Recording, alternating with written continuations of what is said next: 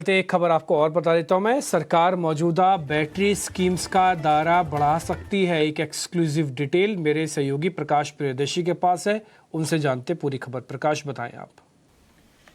देखिए, EV sector के लिए काफी इंपॉर्टेंट डेवलपमेंट है। सूत्र हमें बता रहे हैं कि सरकार ईवी बैटरी मैन्युफैक्चरिंग के लिए जो पीएलआई स्कीम है उसको विस्तार रूप दे सकती है, इसके दायरे को बढ़ा सकती है। और इसके लिए दो इंपॉर्टेंट कंपोनेंट की पहचान की गई है। पहला तो ये कि ईवी बैटरी मैन्युफैक्चरिंग में मैन्युफैक्चरिंग के लिए जिन इक्विपमेंट्स का इस्तेमाल होता है उसमें से कई ऐसे इक्विपमेंट्स हैं जिसके लिए इंपोर्ट के ऊपर निर्भरता है, और उसी को बदलने के मकसद से इंपोर्ट के ऊपर जो डिपेंडेंसी है उसको कम करने के मकसद से सरकार उन इक्विपमेंट्स को भी इंसेंटिव प्लान के तहत शामिल कर सकती है ताकि उसकी मैन्युफैक्चरिंग देश के अंदर ही हो। दूसरा जो इंपॉर्टेंट एस्पेक्ट है जिस पर फोकस किया जा रहा है वो ये कि ईवी बैटरी मैन्युफैक्चरिंग के लिए जो R&D है, रिसर्च एंड डेवलपमेंट, उस पर फोकस किया जाएगा। उसके लिए सेपरेट इंसेंटिव जो है उसकी घोषणा की जाएगी ताकि जो डोमेस्टिक इंडस्ट्री है उसको R&D पर फोकस करने में, R&D के लिए प्रोत्साहित करने में मदद मिले।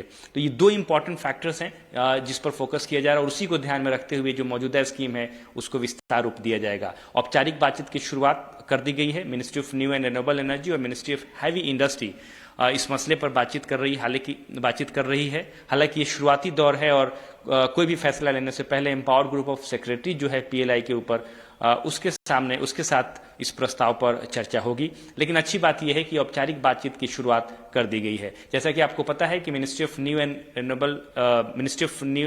ऑफ हैवी इंडस्ट्री एक पीएलआई स्कीम को ऑपरेट कर रहा है एसीसी बैटरी मैन्युफैक्चरिंग के लिए, जिसका फाइनेंशियल आउटले 18,000 करोड़ रुपए है।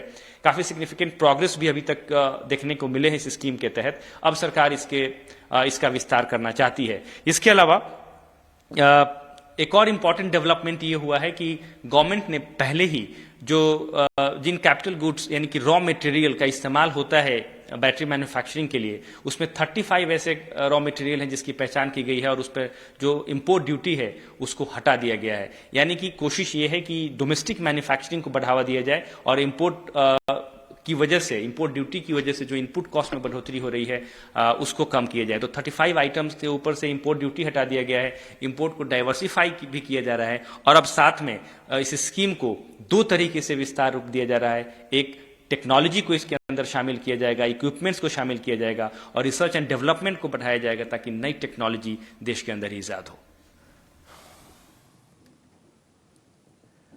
ठीक है, थैंक यू वेरी मच प्रकाश, ये पूरी जानकारी देने के लिए। और इस खबर पे हम आगे भी आपसे और अपडेट लेते रहेंगे। बहुत शुक्रिया, थैंक यू वेरी मच। फिलहाल